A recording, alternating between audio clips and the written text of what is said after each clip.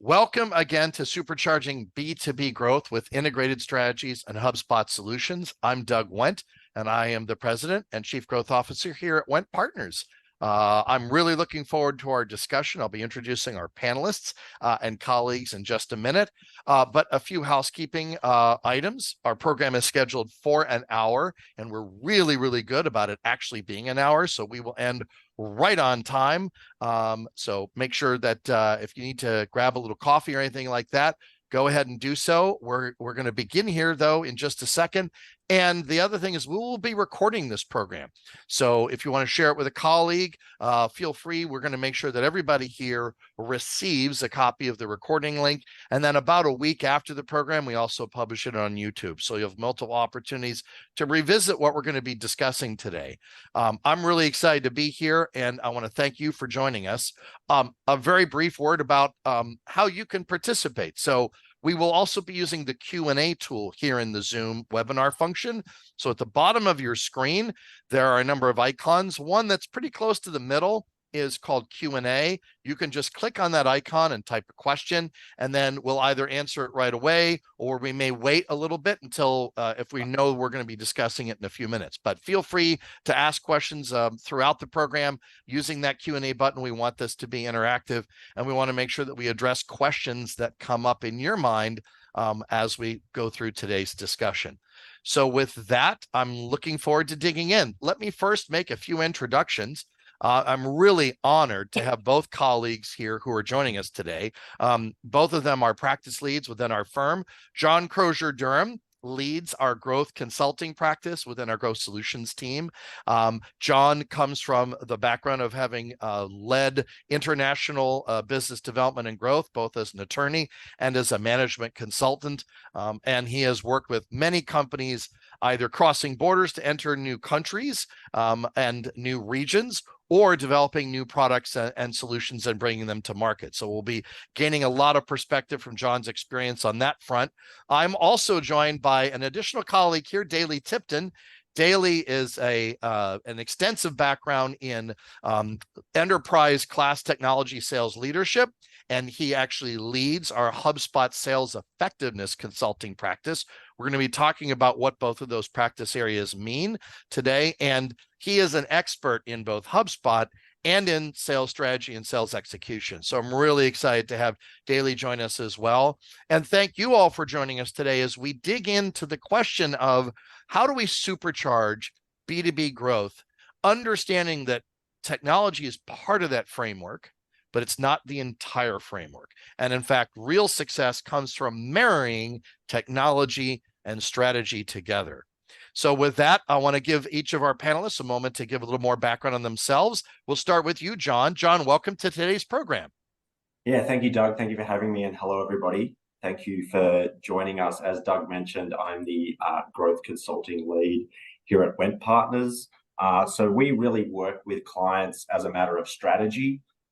What I would sort of at a macro level refer to as the North Star. What is the North Star that is guiding your business from a strategic perspective, from a sales and marketing perspective, from a growth perspective, as we like to talk about at Wendt Partners. So we'll expand a little bit about what that means at Wendt Partners in a second. But as Doug also referenced at the top of the web event, you know, it is this real dichotomy between the technology piece and the strategy piece. And we think at Wendt Partners that the technology is obviously critical, but at its core, business is a deeply human affair. And we also need to give due deference to that piece of the puzzle when we're thinking about growth.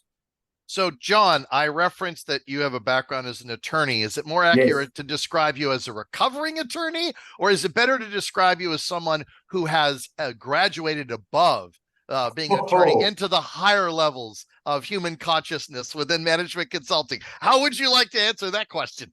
Goodness, Doug, it depends. I need to go and check who's actually in the room at the moment.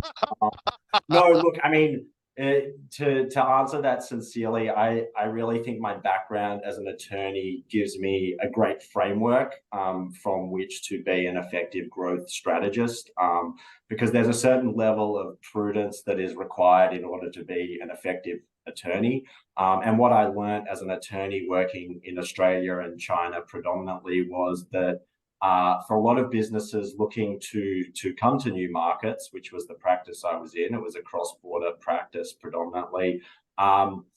There were so many consistencies that permeated across those efforts as it related to growth. Working as an attorney, we typically saw things when they got more troublesome, and we were brought in to figure out a way to resolve those disputes. I then, as you mentioned, moved into management consulting, which got me to see the more proactive side of that equation. So yeah, it's been an evolution. I'm certainly very happy being here with you today and being a member of Wendt Partners. So I certainly can't complain. Spectacular. So we'll focus on evolution, being evolved. Yes. I like that. Excellent. Thank you, John. Dailey, I know that you've also had many evolutions. You started your career as an engineer. You have a fascinating background. You've really focused on sales and marketing leadership and best practices. Give us a little bit of your story, my friend. So, yeah, John, every time you say you're a lawyer, all these lawyer jokes come into my head, and I'm depressed because they don't make lawyers happy. So I just have to stop that. But John will be happy because he understands. My career is more of I'd say schizophrenia at times if you start looking at it. But really, I started my career. The Navy paid for my first engineering degree. So I flew aircraft for them for 8 years, and then took recruiting duty at the University of Texas, where I got another degree in engineering, a master's degree in engineering, and then started to work as an engineer and realized that working as an engineer was exciting, kind of fun, but wasn't really where my strengths were. So I started doing engineering leadership, engineering sales, and got into technology in the late 90s, leading teams to sell and implement technology platforms. It started in plant floor and then went to SAP, and then I did a bunch of stuff around development, SAP development, and then did some startup leadership for overseas.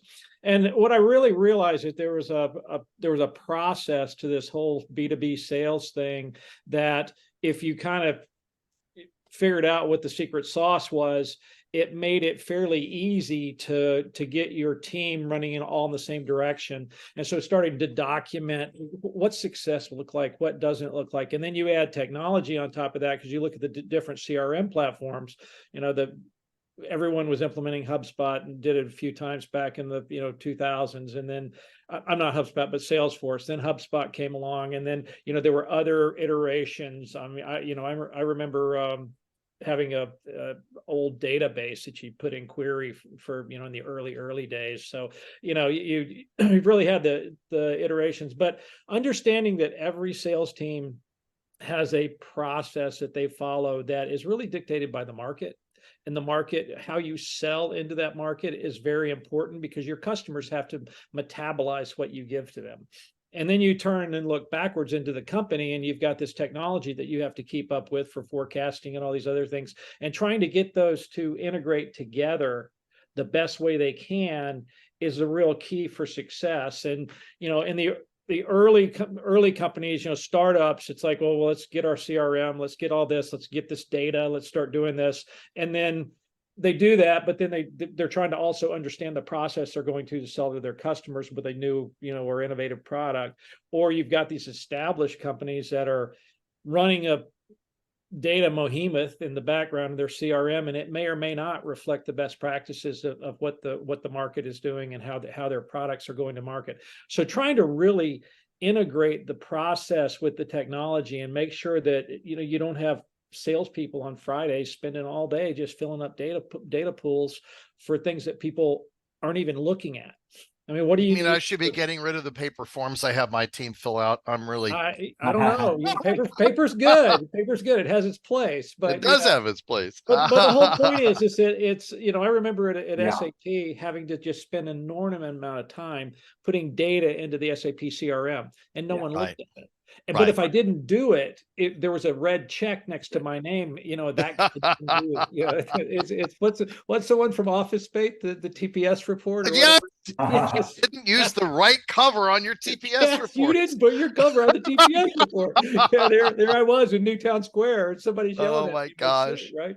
No, but Yeah. the whole point is, let's figure out what's the best way to streamline the technology with the data we need, and how do we have that technology represent a process? And if the process isn't there, let's figure out how to take that product to market in a way that the customer can metabolize it. I can't tell you how many startups I've been in where you sit around the table and the founders go, well, we're just not ready. No one's going to buy our product.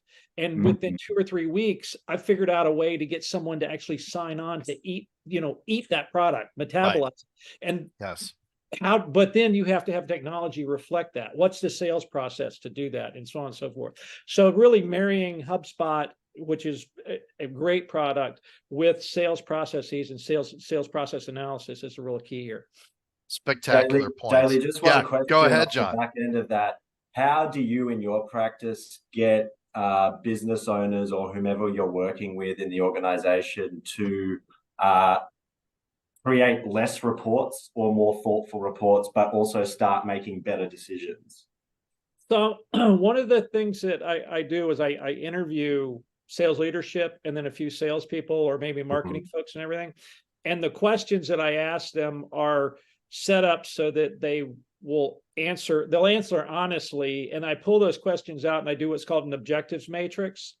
Nice. And I actually show the leadership based on questions, just like you're saying. I show the leadership that the sales team's attitude about things in comparison with it may not be attitude, but what they think is a priority. And of course, leadership's always going to say, well, we have to do this. Okay, that's great. But let's make it so that we understand what the impact of those we have to's is across the board to try to get a more cohesive, CRM development, are over time. When you look at how CRMs are, oh, that's great. Let's put that report in. Okay, but we need the data. Oh, just have the sales guys put it in. Oh, next Friday. Oh, that'd be a great report to have. Let's get that. Oh, just have the sales guys put that data in. Okay, great. And the next thing you know, you've got all of this data that's required, and the sales guys are putting it in. That's the most valuable asset you have.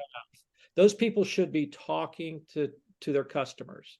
And not putting the dog's name of the CEO into the CRM just because they thought it was a good idea 13 months ago. As a longtime dog owner, I'm very disappointed to hear this. I feel like there's got to be a database out there that is harvesting dog names off of social media profiles and marrying them with LinkedIn data. I'm sure we can find an intent database that will also. One great thing about Wendt Partners is anytime you bring up some really obscure thing, someone takes it in rabbit holes with it. And that's correct. You just go. Ready? We're going to start a practice group around this.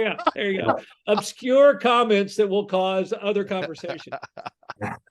So thank you both, and this is exactly the kind of dialogue and interaction that I think is making for a great conversation today. I'm going to take us back up 10,000 feet and tell a little bit of the history and set the stage for when we say B2B business growth. What are we talking about? Like, why are we here at the end of the day? I mean, it's easy to say, we are a HubSpot elite partner. We're in the top 0.5% of all partners worldwide. So that obviously means we're CRM experts. But why are we doing this? And so let me bring up a graphic and tell a little bit of a story. And then, John, you and I will dig into this a little bit together. So Wendt Partners has been around for 15 years. I myself came from the technology industry, supply chain management, manufacturing, ERP. I probably competed in some sales cycles with Dailey when he was at SAP, and also industrial automation and logistics. So these are complex B2B sectors. These are challenging to compete in. They're really sectors in which making the decision to change to a new company or buy a new technology or invest in a new direction comes with risk. And so when you're operating in a risk-based sales environment, you really have to be on your A game. And over the 15 years we've had Wendt Partners, we've been thinking about where do we find our clients really struggle to get their A game in front of the prospect? And the big answer to that question has historically, in our experience, been in the lack of integration of the relevant components. So let me first say, we're talking about organic growth here. There are two ways to grow a company. One is through mergers and acquisitions, right? And obviously there's that model. And then the other model is, great, you've got your money. How are you going to invest in it to grow the company? That's the organic model. So we understand that a business's trajectory may involve both organic growth and investment-driven growth, but we're focusing here on the organic growth machine, which at the end of the day, there is nothing more effective, even for a company that's focusing on M&A over time, than knowing that your core organic growth machine is functioning effectively. I started my career as a marketer, then I moved into sales, and then I ended up running combined sales and marketing teams. And what always struck me is how disconnected those worlds were. And so one of our passions as a company has been breaking down those barriers. So over that 15 years, we've developed this model, we've evolved it, we've settled on what we see as 5, that's why I held up 4 fingers. Apparently I can't count on Thursdays, 5 components. And I'm just going to briefly describe this, and then we'll dig into some of the details, because this is question number 1. Question number 1 is, does your company have a playbook for growth and success? And in that playbook, you should be able to answer questions around 5 areas. We call the 2 larger ones on the sides there, if you will, the strategic pillars. So we start by asking questions about the company, and then we also ask questions about the company's relationship to the market. Okay, those 2 strategic pillars we call business strategy and brand strategy. We're really looking for 2 things here. One is to answer these questions to make sure we understand, if you zero in here, what target markets are the best ones for us to pursue. Is our growth strategy aligned with the owner's objectives, whether it's a closely held, whether it's a single member LLC, whether it's an investor-led company? Okay, are we aligning our product and service offerings with the right customer segments? These are really important questions, okay? But then the reason that other strategic pillar is there is to ask, are these answers aligned with what the market wants, needs, or perceives? Oftentimes, the first big reveal is, for example, we're selling a project-based solution to a market that would much rather have a subscription-based approach. Or we are selling a middle market offering to SMBs. And we really need to either choose, we're going to sell to middle market with a middle market offering, or we need to create more of an SMB offering. Those buyers make decisions in very different ways, not just because of budget, but because of where they are in their business cycle. There are a lot of dissonances that develop between those 2 pieces of the puzzle, and a big part of our strategic vision is helping clients identify those. Then we have 3 execution pillars, which are also part of what we call this B2B growth stack. The foundational piece is CRM. John, Dailey, you've already spoken to that, and we're going to dig in more. And then we layer on sales and marketing. I'm just going to call out one point before we open it up to discussion here. And that is, traditionally, if you were to look at one of, a million models for how a company should grow, you'll usually see that marketing comes before sales in sort of this linear progression. And the idea is that marketing generates leads and sales closes deals. So we actually disagree with that for 2 reasons. Number 1, marketing's entire strategy should be based upon decisions that sales has made. In other words, if the company has decided that sales is going to focus on middle market technology-driven buyers, that is the instruction set that marketing needs to then adhere to in making its strategic decisions. So we actually need a sales strategy first in order to then answer the questions for marketing. This explains, this reversal, why marketing typically comes first, explains why so many marketers are like, I really don't know what sales wants. I'm taking a stab. We're going to go after this market segment with our marketing, and hopefully that will help sales. Okay. We want to obliterate that by saying marketing, your customer really is the sales department. And so sales needs a strategy first, which also means sales needs a strategy. A lot of sales teams operate purely opportunistically. And, the strategy of the business be damned, we're going to look for a dollar wherever a dollar is to be found. Obviously, there's a cultural advantage to that. Hey, we're aggressive. We're looking for opportunities. But if they're all over the map and they're not consistent, that's eventually unsustainable. In fact, it's actually very quickly unsustainable. So that's why we stack them this way. We need to have the right information. That's CRM. That informs sales. Sales then needs a strategy. And then marketing strategy comes from those other elements. So with that, John, I know this is where you live, right? The Yes. reason we have a growth consulting practice starts with a simple thing, which is a client CEO or a senior VP will look at this and say, you know what? We have answers to maybe 2 or 3 of the specifics in here because there's 25 elements in the overall thing. You know, we have answers to some. Most of them we haven't even thought about, and some we're just winging. I guess we need a playbook for how to grow the company. And that's why we have a growth consulting practice. John, your thoughts? Where do you see with clients that, you know, some of these elements really resonate, or like the aha moments? Yeah, well, I will say, of the 5 growth components, typically when we get into an engagement with a client, we might identify that, you know, a growth component or a few growth components are more relevant to a client depending on where they're at in their growth journey, where they're at in the business cycle, and all that kind of thing. But what I want to stress is that fundamentals are important. And sometimes, you know, you might get a client, and I always use the tired analogy of building a house, but you might have a client who wants to pick out the nice, shiny, ornate tiles to put in their new bathroom. And what we're really trying to do at Wendt Partners is just try to give these guys some 4 walls to build upon.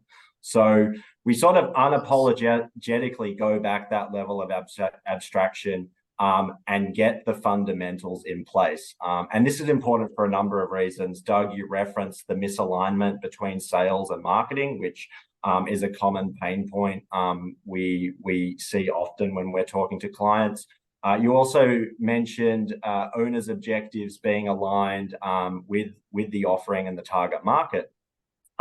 There's also another interesting aspect to owners' objectives that sometimes comes up, and it's whether those owners' objectives, and that owner can be defined in a number of different ways depending on the type of company and the size of company, but it's whether those owners' objectives are clearly defined to the broader company and team. And, you know, we've been in scenarios before where the owner has said to us, well, what we really want to do over the next 3 years is build out these new product service lines that are ancillary to our business. And the next question, of course, is, okay, so what does the team look like? What team do you have in place to help realize this vision? And they kind of come back and say, oh, well, you know, we kind of divulge this in a piecemeal way because we don't want to scare people off. And you're sort of thinking, okay, well, this doesn't necessarily sound like the stage we're setting for a new product launch. So it's also about understanding the visibility that the broader team and relevant stakeholders in the business have as it relates to its growth ambition. I think as well, like one of the things that we really try and dig into using the B2B growth stack as a framework for a discussion and a development of a growth strategy playbook is what I typically refer to as those industry or company workarounds. And typically a question will start with, you know, why is it in your industry everyone seems to do X? And what we're trying to understand there is what I typically refer to as the little black box issues under lock and key. And typically there are many of them. We try and identify a few that are really going to push the needle on driving value for our clients. So what it does in that strategic sense is it shifts the conversation from, you know, a somewhat nebulous strategy conversation to something that's somewhat more specific and driven by value. Because then what we can understand is, leaving aside whether it's possible or impossible to solve these problems, we can understand the value of solving these problems to move our clients forward in their growth journey. And, you know, I've been doing this for many, many years, and I have to say that the growth stack is, as a strategist, you couldn't really ask for a better framework from which to deploy the practice and work with clients. It really is a great foundational tool to have these really important discussions and move our clients forward in their growth journey. Thank you, John. I'm actually, you brought up a couple really, really powerful points. One is that every client has different is coming to the table with different elements of this, somewhat defined, fully defined, undefined, or maybe fully defined but not aligned, right? One of the examples that I always give is we've seen situations where a client may be focused on building a frictionless model for their growth. So in other words, we're going to put a lot of self-serve offerings out. We're going to make it easy for the customer to buy. And on paper, that sounds great, but sometimes in order to actually get the best solution for the client and the most value to the company doing the selling, you need to add friction to the process. Keep in mind that the more frictionless it is, the more commoditizable it becomes. And so it's a really important balance. Sometimes the short-term idea isn't actually the right piece for the long term. Correct. I'll also share an example that came from a client I worked with on this model a couple years back, an educational technology company that was the pioneer in its sector. And this was providing online tutoring and technology for students in higher education. And they were the first company, they were the first mover advantage, absolutely world-class offering, but also by far the most expensive as other competitors came in. And they were at a crossroads about 10 years into their business life cycle where revenue had flatlined. Growth was actually like they were going backwards, slowly losing ground, particularly in market share. So they were stagnant. And the question was, do we play the price game and try to come up with a cheaper offering, or do we take a different direction? Like, what do we do in order to challenge this competitive environment? And there were a good example of where these pieces tie together. What we identified is that although they were the most expensive provider, basically per hour of tutoring offered, okay, they were the least expensive per student outcome. So let's suppose you are the University of Colorado and you hire a company to provide online tutoring and student support technology to help pre-med students continue their course toward completing all of their pre-med requirements. Remember that a lot of universities are trying to ensure that underserved populations are not underrepresented or don't, fail to complete more challenging course progression. So there's a lot of emphasis in universities, particularly public institutions, on student progression. If you have 500 students in the freshman biology course, but only 150 progress to the next course in the pre-med stack, the number that you've lost is dramatic. And then you add demographics and it doesn't look very good. So what we realized is that the tutors and the people on the delivery side of the business understood this, but it had not been communicated to marketing or sales. So we obliterated that barrier and focused on actually building a really aggressive case study and client interview and building that library and changing our buyer persona focus from the person responsible for the economic decision into the person responsible for the student outcome. Typically in the university environment, these are different people. So you may have a dean who's in charge of student success, and you may have a separate dean who's in charge of the finances of, let's say, the School of Science. Okay. And they were selling to the wrong person. Competition was selling to the economic buyer, but nobody was having a conversation about student outcomes because that hadn't actually been quantified, because it starts with qualitative information, which is what's actually happening on the ground. By connecting these dots, we completely revolutionized their market position. And actually, they started gaining ground. And since this is at the university level, it's not like they're fighting one student at a time. It's like, are we going to gain 150,000 students, or are we going to lose 150,000 students per contract? And as a result, within 3 years, they saw phenomenal growth and then ended up successfully exiting through a sale to the largest company in their industry. So I just want to emphasize for our audience, this has real world implications for the future of your company. You can be really successful at executing the wrong strategy. Okay. The marketplace is littered with companies who were really good about executing the wrong strategy. And what they ended up doing was becoming unviable because they were competing purely on price, or they emphasized a touchless sale when they needed to emphasize a solution sale, or they went after the market segment that all their competitors were going into. Okay. So great. Let's just throw ourselves into a red ocean and miss the blue ocean to our right because we didn't take the time to think through this. Dailey, I know you've got a number of thoughts you want to add here. Hop in. I'm my head's spinning. First on the the wrong strategy can be defined by what are your customers, what are you hearing from your customers? And that's one on the graph here, where's operations? Because if you look at a technology company, let's say a company that's developing a software package to take to market, what really defines what the business strategy is how are the customers utilizing the product, and is it being utilized in the way that it was intended? And most of the time, the owners or the entrepreneur or the guy who's, I'm the CEO because I had the idea, I'm building this thing, I'm getting the funding. He's got an idea, or he or she has an idea, right? But when you sell the product, the customer takes the product and uses it for something different. Or you have a crafty sales guy that has had, an inordinate amount of pressure put on he or she, speaking from experience, to go out and sell it and make money no matter what.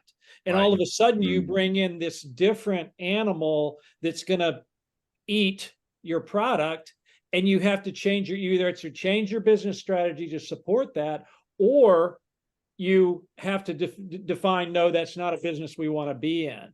And sometimes that's a hard decision because there's maybe a heck of a lot of money in that, down that rabbit hole with that new set of customers. Because they've been uncovered, you have to decide, hey, we're going to go that route or we're not going to go that route, and be able to do that from a business strategy point of view.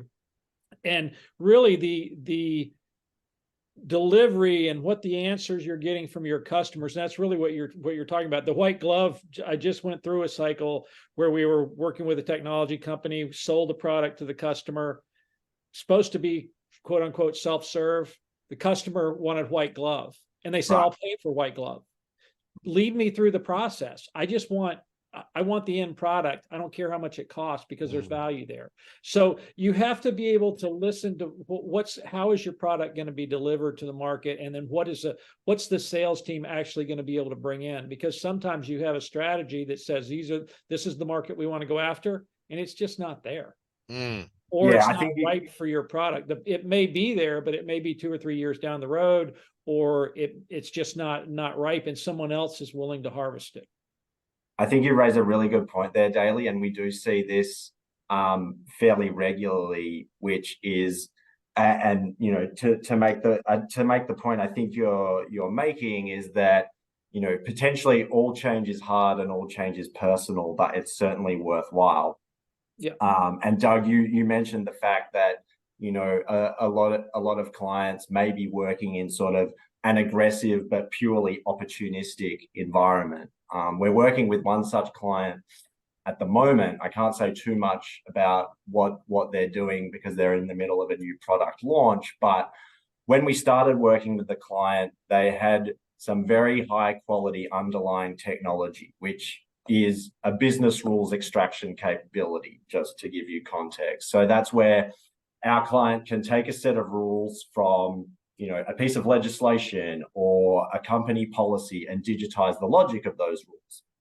Now that sounds great, but when we looked at what the client was doing, they were running around knocking on doors trying to sell that business rules extraction capability to anyone who would care to listen and say, essentially, you're working in a highly regulated environment. How efficient is that when you're working through a product disclosure statement for insurance or a credit card product or whatever the case was? So, what we found was that's a fairly ineffective way to sell what is actually a pretty good, high quality piece of technology.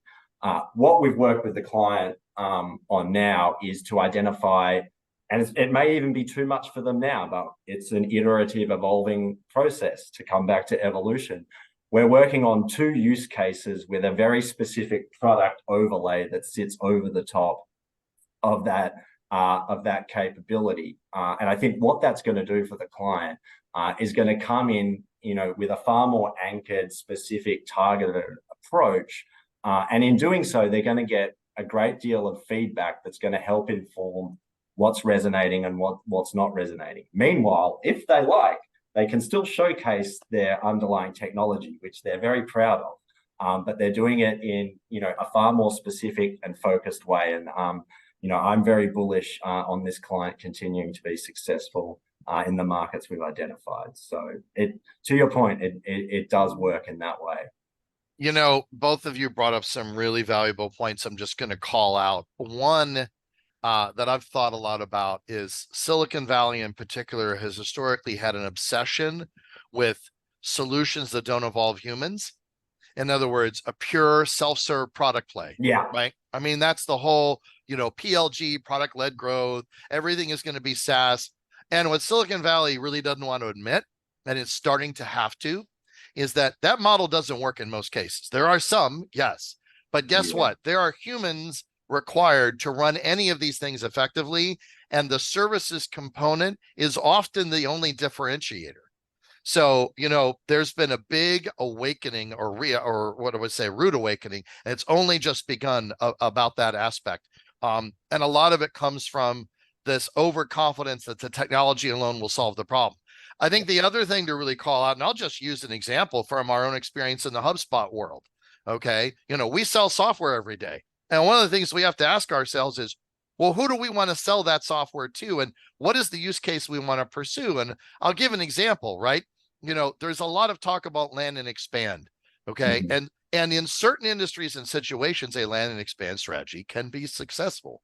However, it's also a cover a lot of times for ignoring strategy and going purely opportunistic. So for example, if I go into a small division of a large corporation and I sell HubSpot Marketing Hub to a 2-person marketing department, okay, in this newly acquired small division, okay, I can tell myself that the big company over time will end up buying HubSpot, but that's really just conjecture at best. Okay. Like you have to, because by the way, your competition is not necessarily doing that. Now, I'm not pointing out rights and wrongs here. I'm pointing out mythology that we all tell ourselves. There's this idea that if I sell this little piece of the company, the rest over time will organically become part of that. And that's not what happens. What happens is much better funded and larger competitors are focusing on the C-suite. Then they're going to sell a top-down solution that's going to obliterate your land and expand play over the next 18 to 24 months. That's the reality. So the point being, even in our own work, we have to live in the reality of the market. And it's so easy to tell ourselves what we think the market's doing when that's more convenient than actually asking what the market is doing. So I know for both of you because you both run critical consulting practice areas for Wendt Partners, and I want to switch the focus to the sales effectiveness piece for a moment, but both of you spend a lot of time in your work saying, let's talk to customers, let's talk to prospects, let's talk to service delivery folks. Dailey, let's dig into that piece from the sales effectiveness perspective. So let's assume that a client has developed a B2B growth strategy. We validated it to some extent, in a sophisticated manner against the market's actual reality.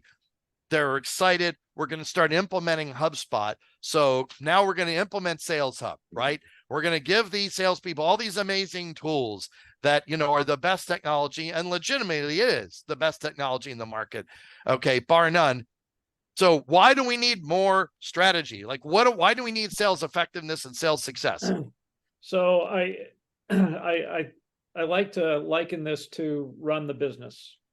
And when you think about sales, the sales portion of run the business, what you're describing is a customer that has a market, they are selling, they're actually doing things, and now they need to understand. So as you're starting to put in this tool to use to track your sales, track your customers, track everything, what is your customer base? Have you force ranked your customers? How many different industries are you in? Which of your industries are generating the most revenue? What's your focused potential growth? Do you have multiple products that you deliver? Well, how does all of that fit together? And how do you put that into the tool in order to be able to have that reflect what you're actually doing? As opposed to, let's implement HubSpot, let's throw it in, let's put all of our data in there. I'm going to upload the spreadsheet tomorrow of all the Zoom info content that we just purchased last week, which we all know is like maybe 40 to 60% accurate, that I've shattered my database, my marketing database with inaccurate data. And then We I'm won't loading in all tell my the customers. Zoom info reps that. Talk about like believing your own PR rather than listening to Well, I realities. love Zoom info. It's good. Zoom info, sales intel, whoever else. Lead 411, LinkedIn Sales Yeah, Navigator, 411. There's a cool Seamless.ai. company out there in the energy space called Hawk something. I can't remember. Is it started by a guy? But it takes a vertical look down at industrial sites, and it uses algorithm to calculate how much energy they're using. So energy reps can sell to that with some idea of what they're actually selling to, as opposed to just knocking on the door, right? But there's a lot of cool content out there. But so what I like to see is there a need for multiple lines of business? Is there a need for multiple industries? Cool thing about HubSpot, I can create multiple pipelines. Let's say I sell into pharmaceuticals. That's one pipeline. I sell into oil and gas. It's another pipeline. Why should all those be together? Yes, the CEO wants to see that roll up at the end of the week, month, whatever, of the entire revenue stack. Great. But from sales leadership, which one of those is generating, which one has the highest velocity? Which one has the least aging in the pipeline? How quickly do deals go through? And then there's this whole other thing to, how effective is your sales team? Are they engaged? Are they working to be busy, or are they working to be effective? Are they engaged with customers, or are they scheduling meetings? Are they making phone calls, or are they talking to customers? There's a big difference in what's actually going on and how effective your team is in the field. And then referencing that back, that's a whole training element that can happen, beyond HubSpot, and, relationship management and process and teaching people techniques for engaging with customers. But taking all of that data and referencing it back into the CRM so you can actually see how your business is running, as opposed to saying, I've got a really big pipeline, it's, this big, and deals come out of the bottom, and not really, and yeah, you can report at the end of the month saying, hey, we closed these deals and this is great, but what's the breakdown? How'd you address it? And how are you going to take that data to do better in the future? And that's the real key, is to understand what you're actually doing. And then with that data, it's very easy to go back to the entrepreneur CEO and tell him, he or she, hey, I know we're supposed to be focused on pharmaceuticals, but we actually generated more revenue from oil and gas last year by 3x. So because our product's being metabolized there. That's how you get that, as opposed to just saying we made our numbers. And really, and it goes into John's comments around the strategy, is that if you know how the business is running, you hear from what's actually selling, the details, and you're able to extract that data, it's a lot easier to build on the next layer of strategy once the business is running. And also reflecting on that, but doing it in a way that I always talk about when I'm talking to sales leader. What's the minimum data you need in your CRM in order to be able to do your work? Don't tell me what's nice to have. Don't show me all. I love going in and seeing all the HubSpot dashboards. I've got 50 tiles here. Let's look at this. Let's look at this. I'm like, yeah, well, okay. Which one is the most impactful? Right. And how and what's the most impactful, and not just to you, because you want your CRM to help populate a sales culture that's actually meaningful to the guy who's writing code. So he's wondering, hey, if I'm writing this code, who is it going to be sold to?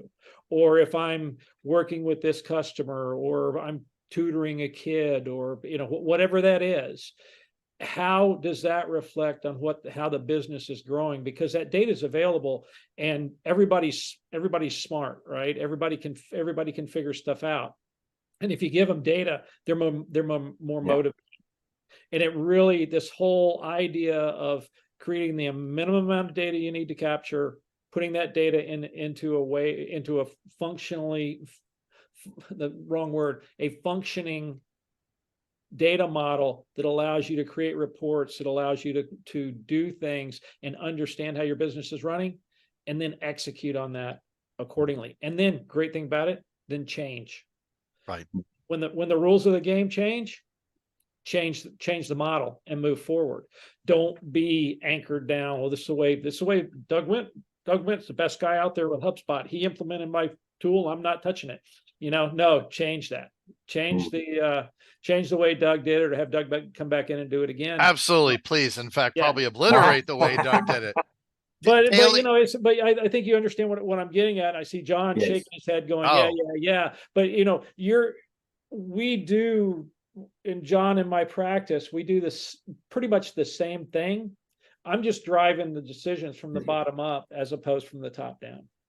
Yeah, I mean, but you touch on so many amazing points there, Dailey. A few that I'd love to pick up on, and I think just that sales team structure piece is so critical as it relates to growth strategy, as it relates to sales effectiveness. Because to your point, are salespeople, just making themselves busy with make work? And we do see that in the teams that are less structured, because, and it's this isn't a criticism of any one salesperson, but a salesperson sees something like, hey, we don't have this in place, I'm just going to go do that. It's taking their time off sales. And we've already said at the top of this web event that our thesis is that sales really need to define the agenda as dictated by the market, because then if that's not in place, what are marketing going to do? And sometimes that marketing piece, getting that marketing piece right, the messaging, the positioning, the communication of what it is you actually do and who it is you're marketing to, can be the most difficult aspect of it. So if everything else is not in place, poor marketing don't have a hope of getting the messaging right and marketing to the right people. So that sales team structure, that is a big chunk of the work in terms of getting that right and whipping everything else into shape.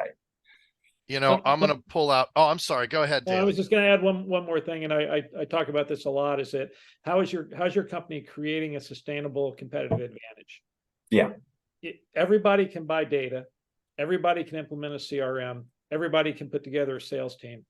But how are you managing the structure of that? How are you managing what your people are doing, and how, and not to micromanage it, but how are you putting a philosophy and content in place so that you can create an advantage over another firm that's doing the same thing? Yeah. And that's the key, is that if you can't do that, you're going to be just, picking up scraps, or just taking the piece of the market that is going to become available to you just because you're there. If you truly want to get ahead in the marketplace, you've got to do things streamline, smarter, and have your people. I can't tell you how many salespeople I've seen that may have made a career out of researching data, because they get bad data, they go and they spend all day researching, and then they try to call those people to make meetings. Right. And then, that's kind of in some aspects rewarded by sales management, because they were able to find that guy. Oh, he's a scrapper. He's out there getting it. Right. As opposed to the guy that, that guy's pipeline looks like this, really wide, super wide top, really skinny bottom. That guy's got a big pipeline. He's rocking. And then you've got the other guy over there whose pipeline is basically straight up and straight down, same amount enter the top and fall out the bottom. Same numbers at the end of the day, but that guy's going to meetings. He's adding value. He's already determined who that customer is, what their buying strategy is, and he's moving them through the pipeline systematically, as opposed to trying to have 50 at the top and 5 at the bottom. He's got 10 at the top and 5 at the bottom, and he's probably making twice as much money. So that's the key. You read my mind. So I'm going to key into 3 examples from my own experience as both a business owner and a sales leader. Like I'm living the dichotomy of trying to constantly rethink our top-down strategy, our complete strategy for growth, and our bottom-up execution of a sales operation strategy at the same time, or sales effectiveness strategy. And I can think of 3 examples where we've had to pivot dramatically as we recognized that we were out of alignment, in part because we weren't listening to the market. One was restructuring our sales organization to separate out sales development and account executive functions. Folks who come from the SaaS industry assume the whole world operates this way. In reality, 80% of the B2B world still operates in the one size fits all. I hire a person, that person's job is to do everything model. And you can count on one hand the number of market segments where that is the right model today. Yes, there are segments, but they are by far a much smaller part of the picture. And I find there's enormous cultural hesitation about switching to a team-based model. And yet, going back to the very beginning of my career, I can tell you 27 years ago, I saw a company called Cabletron Systems, which later became, got acquired and it became a part of, I can't remember who bought them, but they were one of the first networking hardware companies. And they were one of the very first environments I ever saw that had a team structure where they had divided functions into sales development, account executive, and account management. And that's another piece. So many companies, the salespeople are hitting quota by managing the existing customers, but there's no growth. And they're terrified of making cultural and operational changes because they don't want to upset that apple cart. But at the same time, you're not adding oranges, you're not adding pears, and those apples are going to die eventually. You can't live on the past, you have to grow into the future. So that's one example for us. Another was, we've historically been a project-based company, at least on our HubSpot services. And we started to hear from clients, I'm looking for a subscription offering. And we had to switch our mindset. And actually, we built product offerings that are specifically driven by customer feedback. And now there's some of the best-selling offerings that we have. And we've started to understand that, if I sell a relatively low dollar, subscription service for a year, guess what? That actually is a stickier and more impactful customer relationship than trying to do everything in 3 months and do it as a big project. Not always, but often. Okay. And actually, the third piece is sales effectiveness. How our people spend their time. We've really been focusing on what are the qualifiers. Okay. What helps us determine early on that a deal is a good fit for a bad fit? One of the hardest things for a sales professional to do is say, on paper, that deal looks great. It's going to allow me to hit half my quota, just that one deal alone.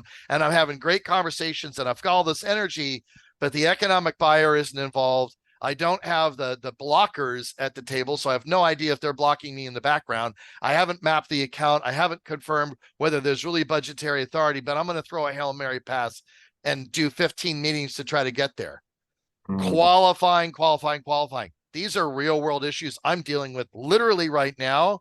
And if we don't make these decisions and reprogram how we use our CRM, i.e. HubSpot, our CRM is going to tell us that we're doing fine against the wrong metrics. I could look at a pipeline report, just like you said, Dailey. Hey, look, all the deals that we got coming in. Okay. But are we working the right deals? Are we spending the time the right way? Well, so what's the segment? And force rank your deals into revenue generating, follow-on business, so on and so forth. Yes. And then start to dissect what are the catalysts within those deals that are allowing them to be the top ranked deals, and finding those things. And you hit on two things. And when I do sales coaching, there's a lot of stuff I say to people, but the first thing I say is drive to yes, drive to no early. Right. Yes. Don't throw a Hail Mary pass. Right. Throw a